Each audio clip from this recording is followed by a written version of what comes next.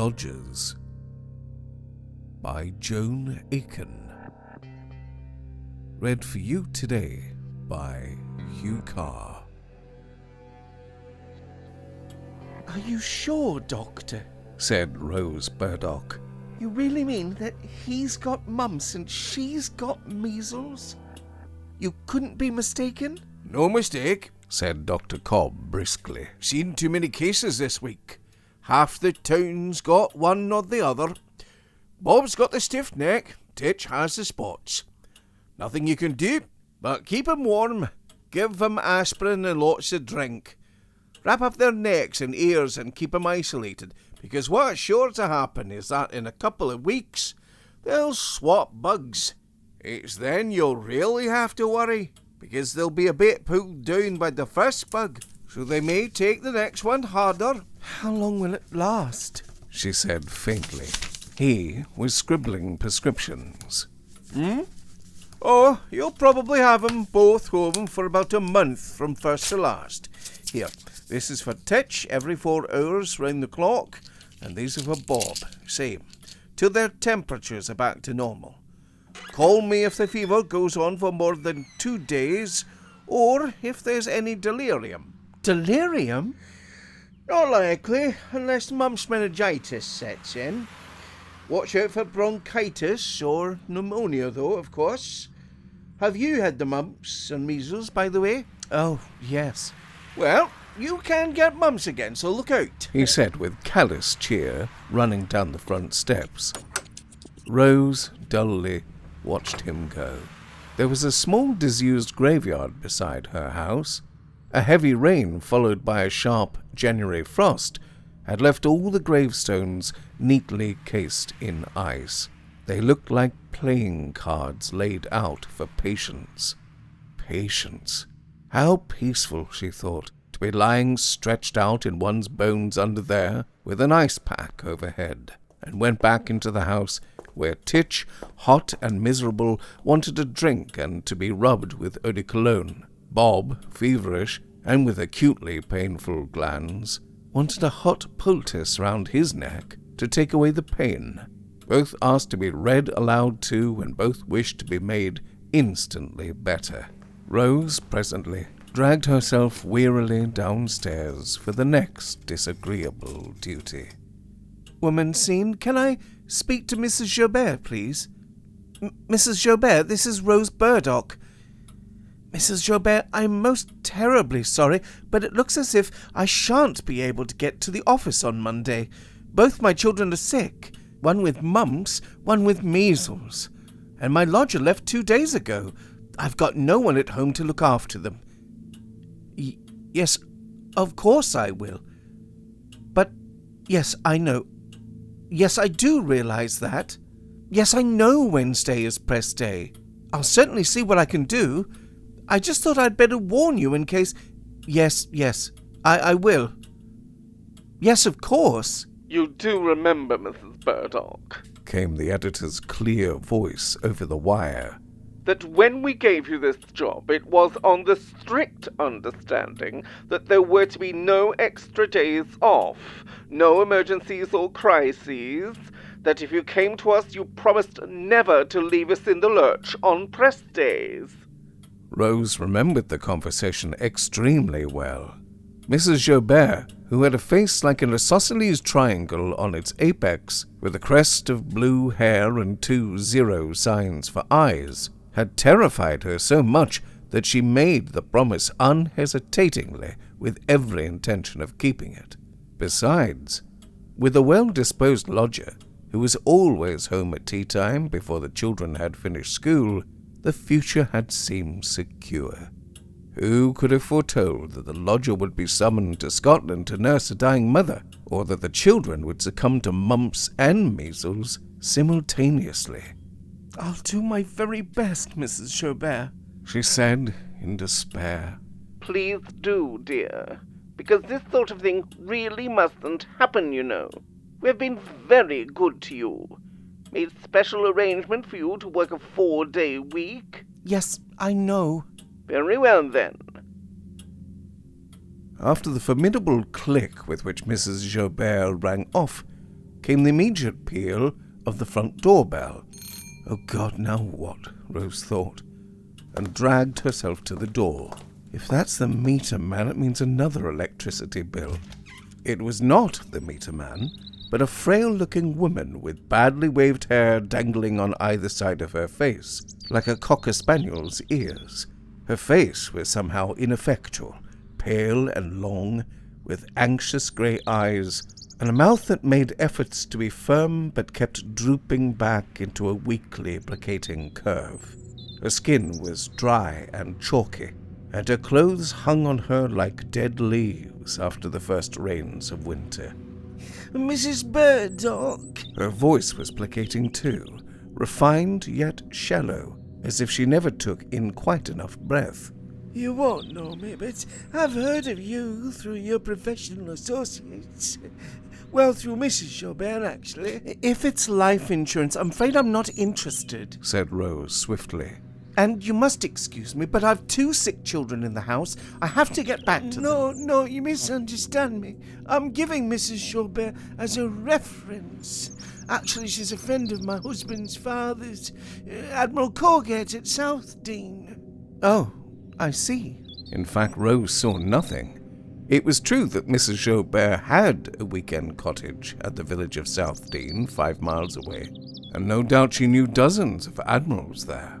But why should that bring this dithering woman to stand on her threshold? The fact is, we're a bit desperate, my husband and I. Mrs. Colgate went on rapidly, with what she seemed to hope was a winning smile. And we happened to hear through the local grapevine, that you might have some rooms to let in your house. We wondered if there might be a chance for us to rent them. You want to rent rooms? Suddenly the sunlight on the graveyard's frosted grass seemed to have acquired the heat of midsummer. Mrs. Colgate's chalky face was haloed in a golden fuzz of hair. Oh, now I do see. Please come in and look at them, won't you? I'm afraid they're nothing very grand. Just 2 rooms, a bathroom and kitchenette. Won't you come upstairs? Oh, we don't want anything grand, pattered Mrs. Colgate in her soft, conciliating voice, following up the stairs. She had to duck her skimpy length to get in at the spare bedroom door, for the house was Tudor, with lintels to match, and she was quite tall. Nonetheless, she instantly exclaimed, "Oh, how delightful! Why, this would suit us down to the ground. It's really an answer to prayer, you see, as my husband has been disqualified from driving for 6 months. Just on a technicality, so silly. And he has to catch the 8:15 twice a week to town. And there's no bus to South Dean. And I'm a wretched driver in a fog. And you know how many fogs we've been having these mornings. We've been living at South Dean with the Admiral, you see, my husband's father, ever since we had to come back from Iran so suddenly. Desmond had an excellent job in Tehran. It was so sad when things got difficult there. All this flowed out in a gentle, unaccented stream as she, rather inattentively it seemed to Rose, inspected the bathroom, kitchenette, and 2 bed-sitting rooms. Quite perfect. And is there a shed or something where we can garage the car? That, Rose was obliged to confess, there was not. Her own Minnie lived across the lane, where there was a slot just big enough for 1 car. But I'm afraid they won't allow any more. You can park overnight in the main square, though. That's only 3 minutes' walk. Mrs. Colgate declared that would be absolutely super, and that the whole thing was just what they had been looking for. Only 3 minutes to the bus, too. It couldn't be more convenient. May we move in this afternoon? Don't you want your husband to come and look first? Said Rose, a little startled. No need at all. He'll love it just as much as I do. There's just one thing. Rose hesitated, feeling that, heaven sent though this chance seemed, it behoved her to be honest. I have 2 children, aged 6 and 8. Oh, the pets. We love children. cried Mrs. Colgate. I've had children of my own, you see. Grown now, alas. We should be so happy to live in a house with children once more. Oh, I'm very... but the thing is... went on Rose, desperately. that one of my children has mumps at present and the other has measles. And in about 10 days' time, or even sooner, they're due to reverse the pattern. Are you sure you want to face that? Have you had mumps and measles, Mrs. Colgate? Bless you, yes, my dear, long ago, and so is my husband. Mumps and measles are nothing to us. We shall be happy to nurse your children for you. It will make us feel needed. I gather you go up to town every day. I feel quite certain that we're going to fit into your house very well. That's all settled then. We'll move in this afternoon between 3 and 4. Is that a good time? Yes, of course. Rose said. I'll give you some keys. Mrs. Colgate's smile had been so continuous and persevering that it was rather a shock for Rose to observe the violent shaking of her hands as she received the keys. Poor thing. Perhaps she had arthritis, or Parkinson's disease, was it, that made the hands shake? Or somebody's palsy? Who was that at the door? Called the children's voices from their separate bedrooms. It was no use putting them in together. First they argued, then they quarrelled, finally they fought. Rose went to tell them that 2 new lodgers were due to arrive, who would be happy to read aloud, fetch drinks, and do shopping errands. Bob took the news indifferently. He had a temperature of 102. Titcher's face fell. I thought you'd stay at home to look after us, she said dolefully. Honey, you know I'd like to, but I can't. I have to go to my office. But I'm sure Mr. and Mrs. Colgate will be very nice. At 2:30 the bell rang again, and it was a short, very fat man with a green eye shade over his face, who held an immense, untidy bundle wrapped in a red baize cloth. Mrs. Burdock, I'm Desmond Colgate. Delighted to meet you. Can't shake hands. May I carry this little lot upstairs? His voice was surprisingly high and shrill. The only thing higher, Rose thought, would be a bat squeak. What she could see of his face below the green shade was almost as startlingly white and moist, like the underside of a plaice. Taking her silence for assent, he nipped past her, and locating the stairs by instinct, it seemed, went quickly up with his load. Finding her wits, Rose followed and directed him into the lodgers' rooms. Delightful, delightful, he said, dumping the cloth-wrapped bundle on the bed and crossing to the window. I'm sorry it looks out on the graveyard, Rose said after clearing her throat. My son's room does too. I do hope you don't mind. Mind? Why should I mind? Oh, he said, chuckling. You mean worry about the spirits of the departed, that sort of thing? But, my dear young lady, that little graveyard is old. Why, I dare say no one has been buried in it for 100 years. Nothing spooky's going to come out of there. Dear me, no. Very pleasant prospect. I believe I hear my wife down below. You mean only recent graves produce ghosts? Rose asked, trying for a light note as she followed him downstairs again. Spirits, my dear, spirits. Of course, they wear out in the end. Burn out, if you like, just like a candle flame. Spirits are not immortal any more than bodies. They simply have more energy and a longer lifespan. Thank you, Laura, he added, receiving a plastic garment bag, evidently stuffed with clothes, from his wife, who stood nervously by the open front door. And of course, he added to Rose, nonplussed, in the hall, it is when they have just left their bodies that spirits are most agitated. Not yet knowing, you see. quite where they stand. His chuckle was like ice cubes falling into a glass. He retired up the stairs again with the dressing bag, and Mrs. Colgate went back to their car, which was parked on the pavement outside, with a policeman eyeing it thoughtfully. I hope you don't mind our coming a little earlier than we said. Mrs. Colgate fluttered up the front steps again with a bundle of golf clubs and fishing rods and the tube of a vacuum cleaner. The Admiral thought it'd be more practical to leave during the daylight. It gets dark so early these days, and then it's so hard to find things. She handed the clubs and rods to her husband, who, still in pursuit of his previous theme, said airily, waving a butterfly net, Yes, spirits. When they've just left their bodies, buzz around in quite a panic. Like wasps, you know, positively distilling energy. He bustled off up the stairs again. He could move amazingly nimbly for one so fat, calling back what sounded like, That's the time to catch them. Rose went away into her own kitchen to be by herself. She supposed she had better make the Colgates a cup of tea. That was the proper way to welcome people. She wished that she had not taken such an instantaneous aversion to Desmond Colgate.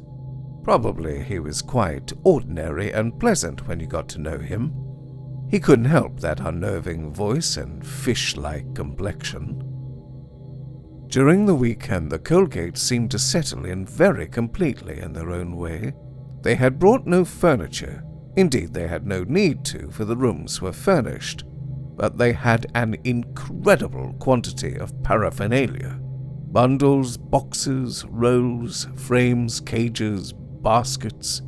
As they carried these up, Rose could not conceive where they would stow all the stuff in their 2 moderate-sized rooms.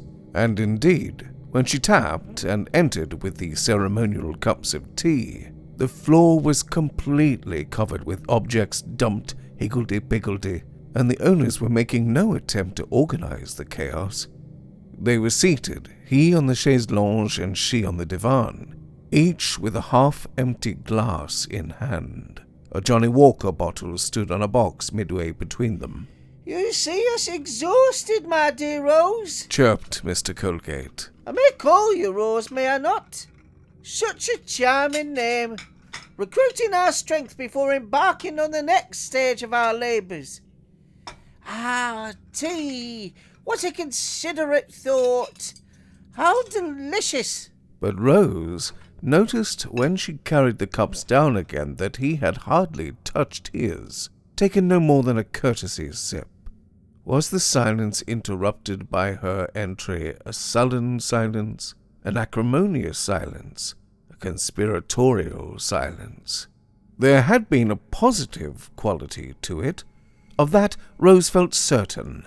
And on this Sunday, as she went about her weekend tasks and tended the children, she could not avoid the irrational notion that the Colgates, mousy quiet themselves, they seemed to be late risers, were, as she swept or clinked pots in the kitchen or merely ran up and down stairs, sitting motionless as she had first discovered them, listening to her.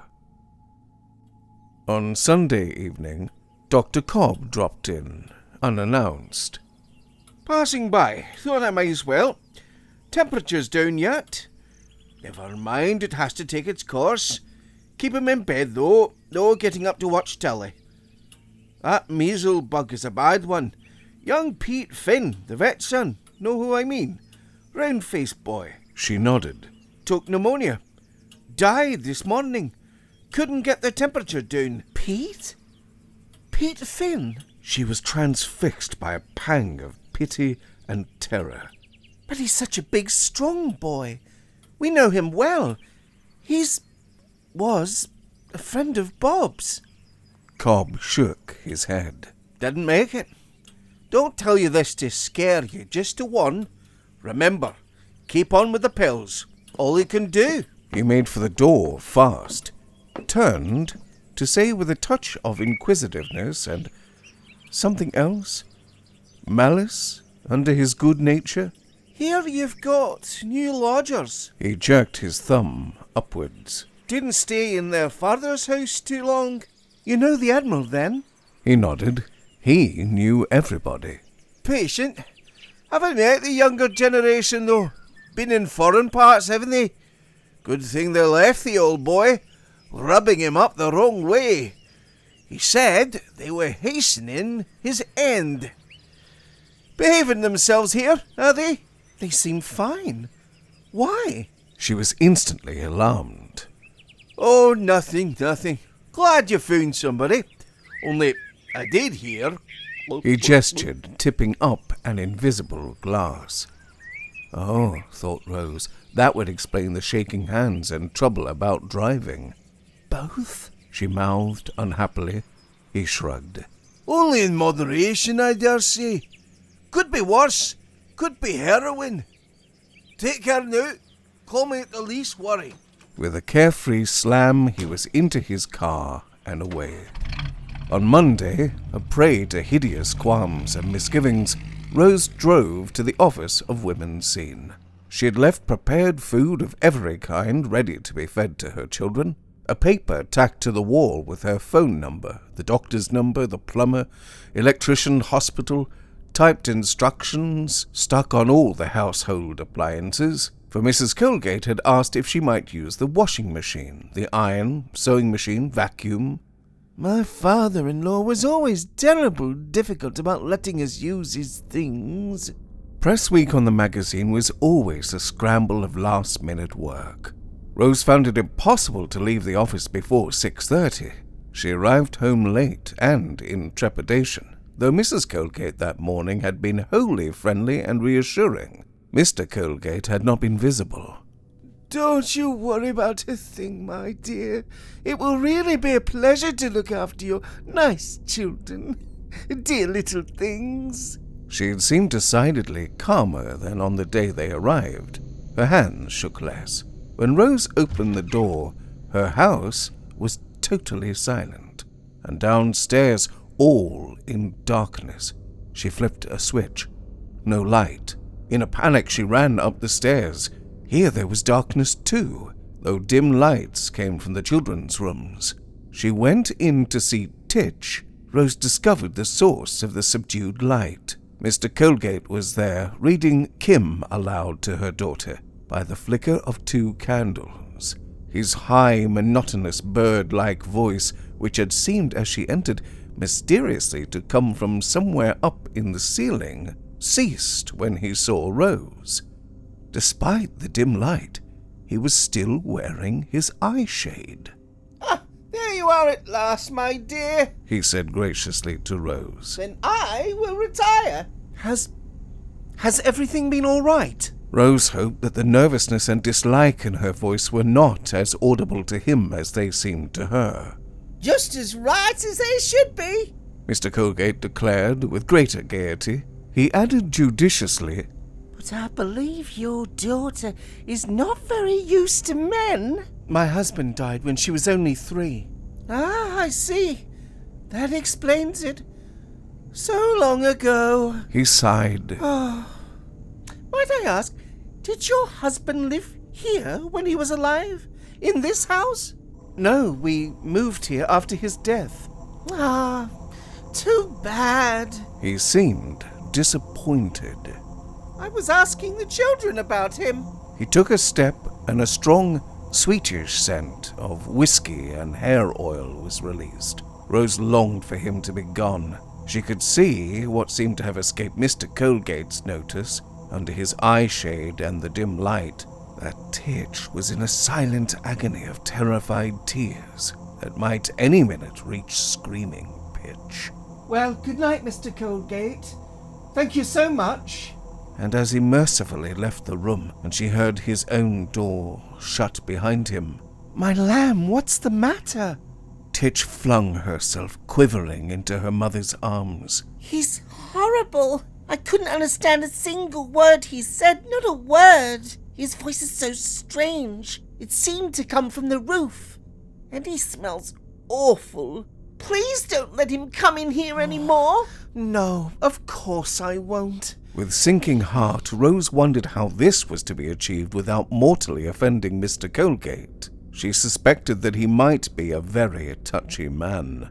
As soon as she could detach herself from the panic-stricken Titch, Rose went to visit Bob. Here the scene seemed calmer. Bob was sitting up in bed, flushed but impassive, wrapped in a quilt, playing cards on a pastry board with Mrs. Colgate. 2 more flickering candles lit the room. Your son has a natural aptitude for cards, Mrs. Colgate said, smiling, ducking out from under the sloping roof. I've taught him Spider, and before that he learned Napoleon, Streets and Alleys, Klondike and the Beleaguered Castle. He learns like lightning. Bless him. Rose stroked the tousled fair head. It's so kind of you. With relief she saw that Bob, though not in the best of spirits, had not been reduced to Titch's state of despair. She felt his forehead. It was very hot. He twitched away nervously from her street-cold hand. Why all the candles? Rose asked. Did the main fuse blow? Oh, I can't say. Mrs. Colgate looked vague.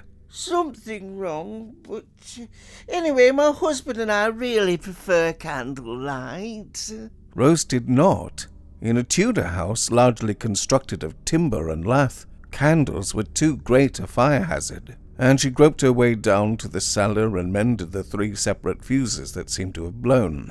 However, even when the rest of the rooms were blazing with light, she noticed, when outside fetching her briefcase from the car, that only a dim flicker still emanated from the Colgate's windows. Hope to God they've tidied up all that clutter, she thought apprehensively. She could hardly forbid the Colgates to use candles if such was their preference, but it did seem risky with all those obstacles on the floor to trip them. Perhaps they were straight by now, though. Later on in the evening, she was obliged to visit their room. The phone rang. It was a male voice, asking for Mr. Desmond Colgate. What name shall I say? Inquired Rose. Hugh Morgan Slay, Admiral Colgate solicitor. I've been trying this number all day, said the voice irritably.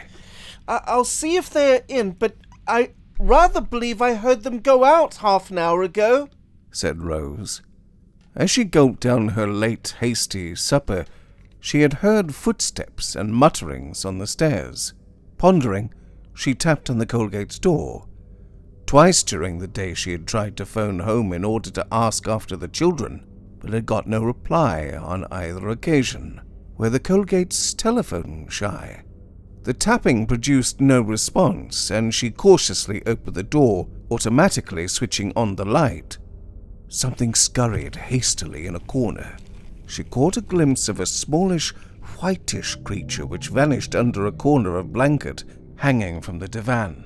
The Colgates were nowhere to be seen, and the rooms were still just as untidy as they had been 4 days ago. A guttering candle leaned precariously over the edge of a saucer. Rose extinguished it and went back to the phone.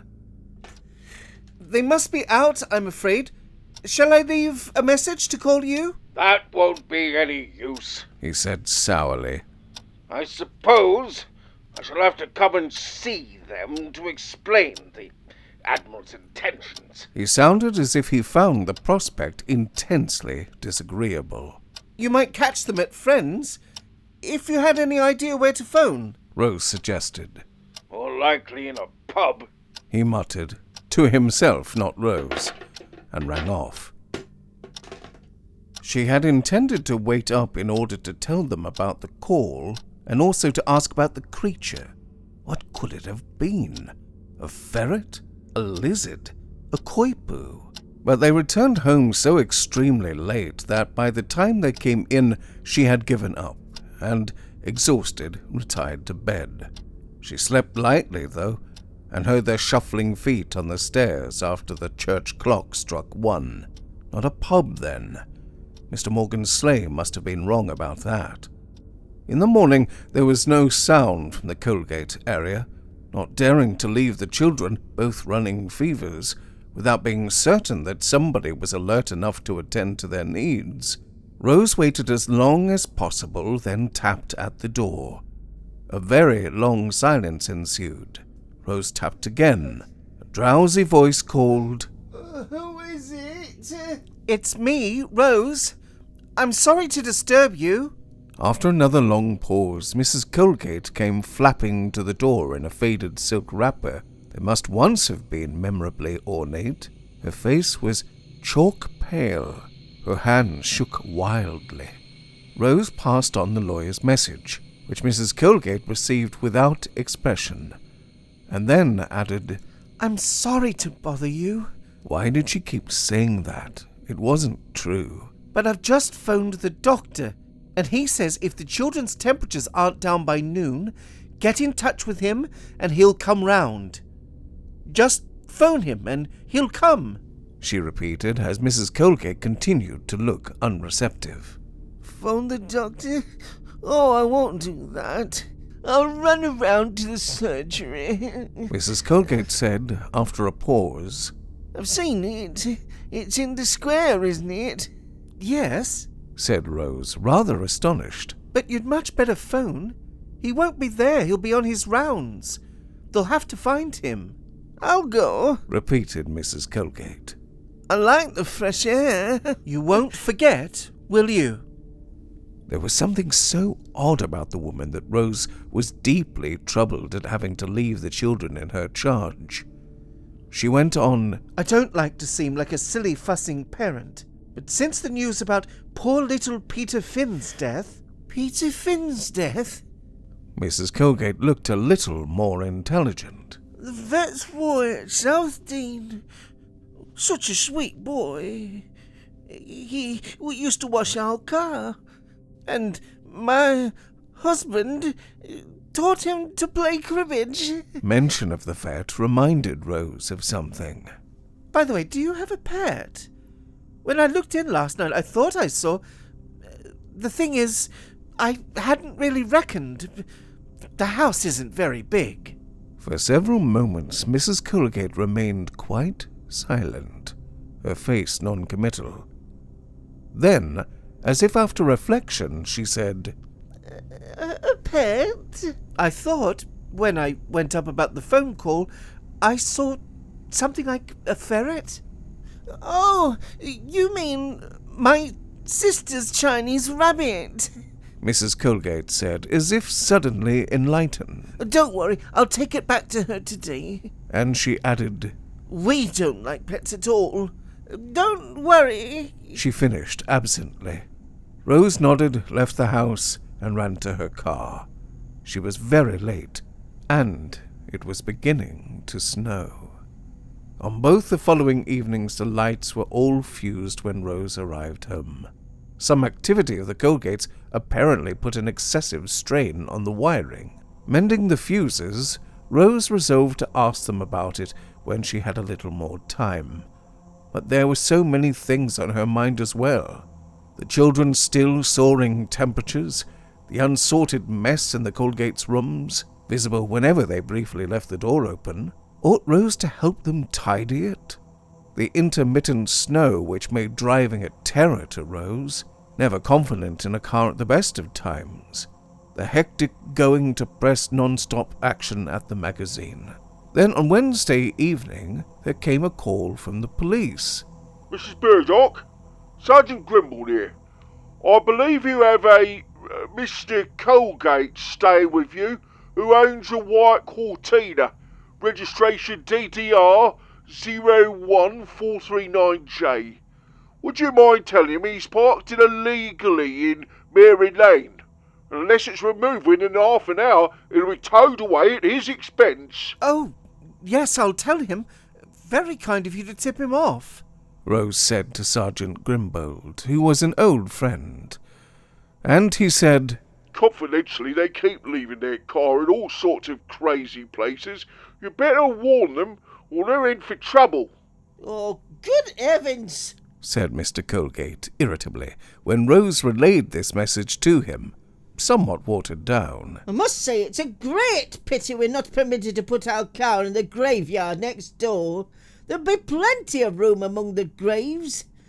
This town is so awkward and confusing at night, as the streets are so poorly lit.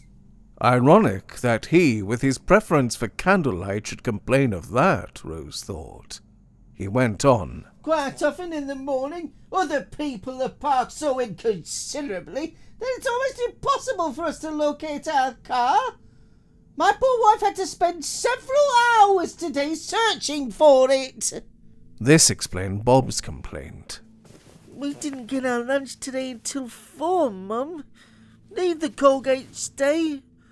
I don't really like them. Oh, dear, love. Nor do I much. But they are keeping an eye on you. And they've paid a month's rent in advance. What don't you like about them? Everything. And these puppets are the absolute end. Puppets? He makes them out of china or something. They clink. He showed me a couple this afternoon when we were playing cards. One moved by itself. Horrible. We played canasta and he said if I won, I could have one of the smaller puppets. But I wouldn't want one. They gave me the creeps. Anyway, I didn't win. On Thursday morning early, Mrs. Joubert sent for Rose. The magazine had been safely put to bed. There was time to draw breath. Rose hurried to the editor's office, wondering what fault or omission of hers had come under scrutiny. She could think of several possibilities in the last few desperate days, but this summons was of a personal nature. Mrs. Joubert came to the point directly. I've just been talking to my housekeeper at South Dean. She tells me she heard the young Colgates had rented rooms in your house. Young Colgates? Rose would hardly have classified them as that. But she supposed that compared to the Admiral in his late 80s, they rated as young. Yes, that's right. Well, get them out at once. You can't let them stay in your house. But... Rose stammered, utterly taken aback. They gave you as a reference. That was why I let them come. Like their impudence, they had no right to. Mrs. Joubert said incisively. My dear, they nearly drove that wretched old man mad. He said that they were hurrying him towards his end. They are an appalling couple. What's the matter with them? Well, they drink like fishes for a start. But there are much worse things. They have all kinds of murky habits. You have got to get rid of them. But they've paid a month's rent. Pay it back. Get them out. How can I possibly do that? Invent something. Say you've got your mother-in-law coming to live with you. I'm serious. But they are looking after my children who have mumps and measles. Rose felt herself close to fainting with sheer despair. You'll just have to take some time off. Mrs. Joubert said impatiently. Lucky we've gone to press. In a small, detached, ironic corner of her mind, Rose wondered if the time off would have been granted otherwise. Don't come in till next Monday. Tell them some story. Fix something, okay? And you better leave early today. Nonetheless, there was much clearing up to do after the scrambled press day. The January afternoon was darkening by the time Rose parked the Mini opposite her front door. The sight of Dr. Cobb's car arrogantly straddling the double yellow lines across the road turned her cold with apprehension. I'm afraid the lad's coming down with measles too, the doctor told her, outside Bob's door. This is going to be a really tricky time. I've left a lot of medicine for him to take, try an ice pack, and lots of fluids. I'll be back later this evening. You don't think he should go into hospital? Rose tried to keep her voice level. My dear, they're packed to the gills. Still, don't worry. See you later. Don't worry, Rose thought, pressing both hands against her aching temples. 10 minutes afterwards, as she ran up the stairs with a jug of barley water, she found her way impeded by Mr. Colgate, fatly occupying most of the narrow landing. I'm taking these up to amuse him. She was too exhausted to pretend. No, he doesn't want anything like that, Mr. Colgate. He's far too sick. Yet there was something repulsively fascinating about Mr. Colgate's puppets, which he held dangling from either hand. China, Bob had said, and she thought he must be mistaken. But in fact the puppets were made of ceramic, a series of bell-shaped pottery pieces, a large one for the body with painted face, and smaller ones for the arms and legs, each slotting into the one above, threaded on leather thongs. They clinked slightly as they moved. The faces, though depicted in no more than half a dozen strokes of black and white paint, were such expressions of malign hostility that it was easy to see why they had upset Bob. Thank heaven Titch had not seen them. "He's too sick," Rose repeated firmly. Poor boy. Mr. Colgate sighed. It's hard when one is young to be so very ill. You sure I couldn't show him just one puppet? I have a big one, bigger than these, which moves all by itself. I've trained it to do that. You like that one? "No thanks, Mr. Colgate." Mrs. Colgate opened their door and put her face round. She looked fatigued and frightened. For a moment, Rose thought she could hear a faint, high-pitched crying coming from the room behind her. Then she stepped out and closed the door. Ventriloquism, said her husband. Did you know I could throw my voice, dear Rose? He twitched his face, and a squeaky voice came from among the rafters up above them. Let me out! Let me out! Don't do that, Desmond, said his wife hastily. Tell me, where did you put the collecting bottle? I need it for... I am trying to divert our dear Rose, Laura. Well, she isn't amused. Where did you leave the bottle? I dare say it's in the car. He replied peevishly. Where is the car? God knows if you don't. He snapped and went into their room, slamming the door. For the instant that it was open, Rose thought she heard the crying again. Then there was a thump and silence. Am I going mad? She wondered, carrying the barley water into Bob.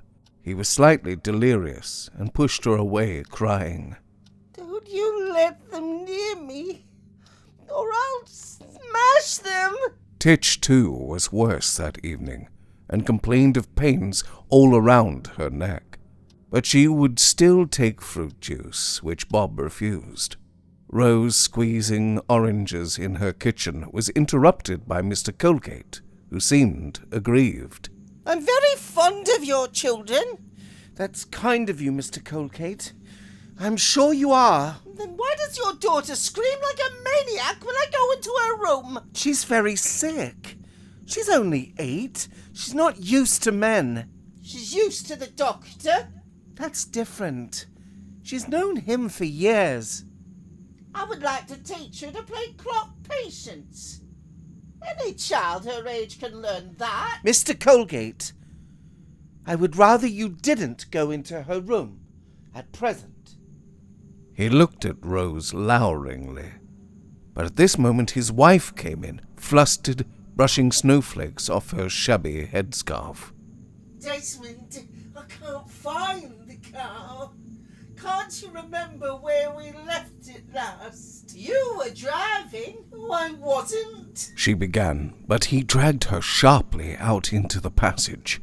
Rose heard them squabbling. You must remember. Well, I don't. You were driving. Shut up. Try to think where you put it. I didn't put it anywhere. I've looked all over the town. If we don't find the bottle soon, it'll be... They're getting fractious. I don't hear anything. That's because you're deaf, Desmond. He was a bit deaf. Rose had noticed. Often she had to repeat things she said to him. Did you try in the alley next to the library, where it says librarian only? No, I didn't. I think it might be there. Go and see. You go and quiet them down then. Put them in the bird cage. When the Colgates had departed, Rose took Titch her orange juice. She thought she could hear a kind of scuffle taking place in the Colgate's room, mixed with subdued curses. Just as she was carrying the empty beaker downstairs again, Mrs. Colgate came in through the front door. Evidently, her quest this time had been successful. She bore a heavy-looking, gallon-sized flagon made of black glass. It was encased in a sort of basket work which was covered all over with beads, black, green, blue, red, and white. The beading formed letters which ran crisscross, up, down, and sideways like a crossword puzzle.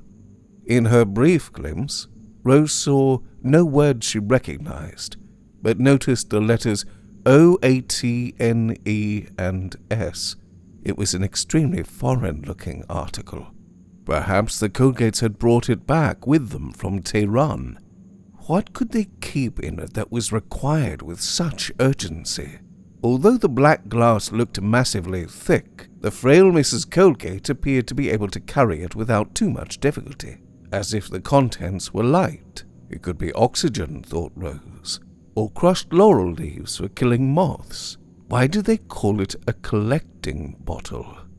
She went upstairs again to read aloud to Titch, who complained that she ached all over.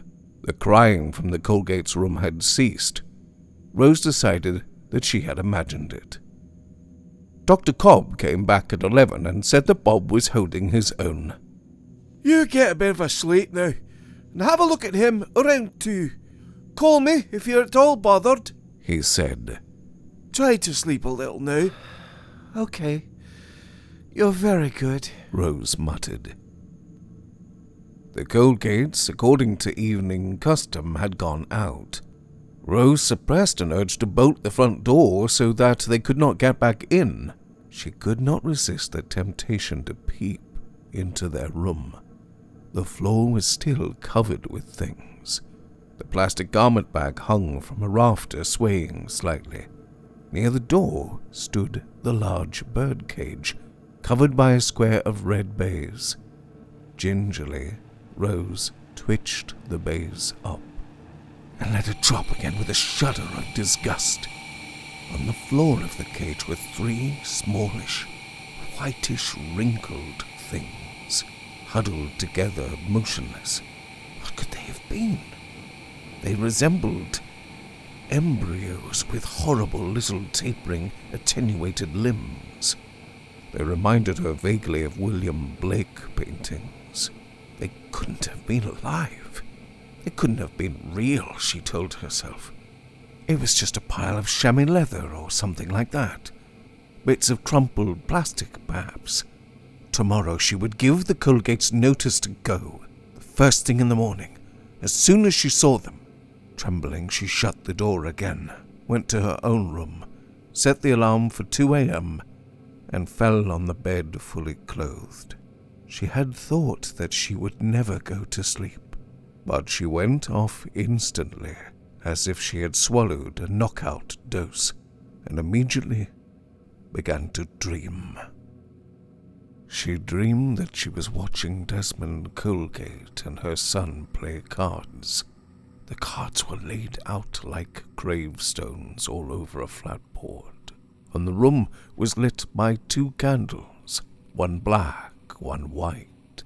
Mr. Colgate pointed to the candles and said, You remember what the Egyptians believed? We are split into 10 parts, of which this is the ka, or double, and that is the ku, or spirit. Are you paying attention, boy? Yes, Bob said sleepily. He was lolling back on the pillow, hardly able to keep his eyes open. Very well. We shall play Devil's Bedposts, Colgate said, and he began moving the cards into a square formation. The winner takes both candles, right? Don't play with him, Bob! Rose wanted to scream, but her voice remained trapped inside. Her lips would not open. The players began moving the cards about, murmuring incomprehensible terms. I buy the devil. I cross the equator. cold hand takes the tiger. Go now.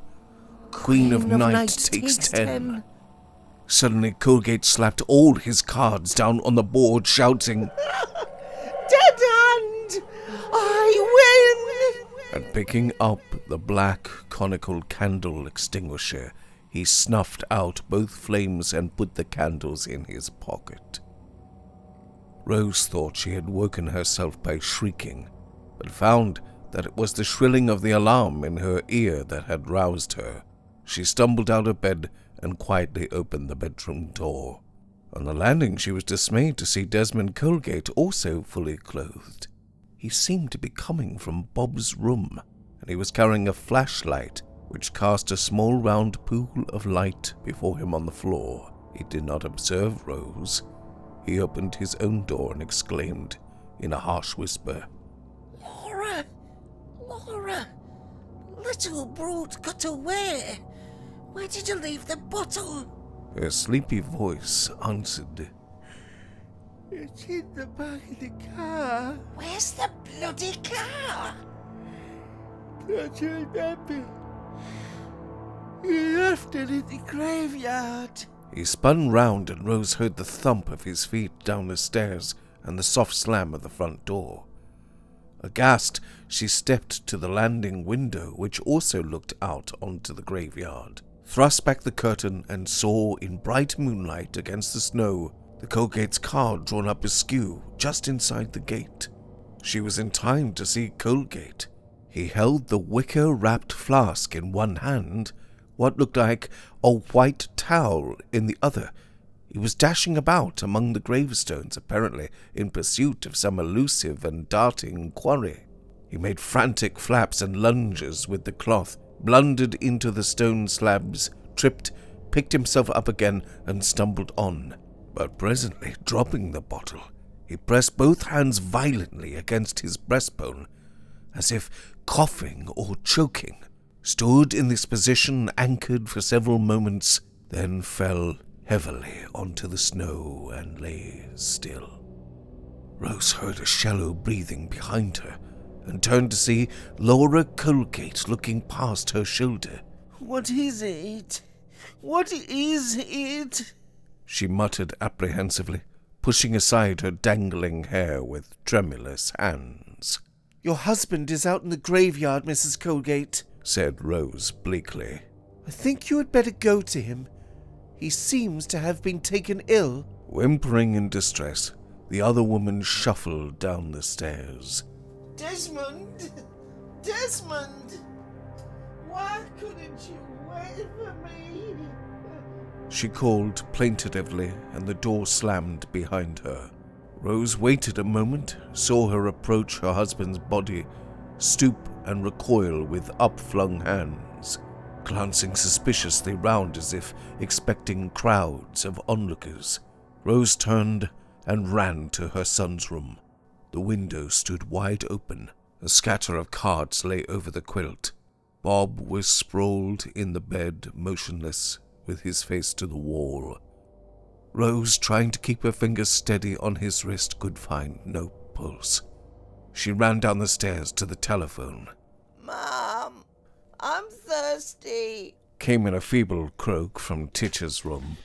Just a minute, love. Shan't be long. Rose began dialing the doctor's number. As she did so, she heard the front door close and Mrs. Colgate's dragging steps cross the front hall.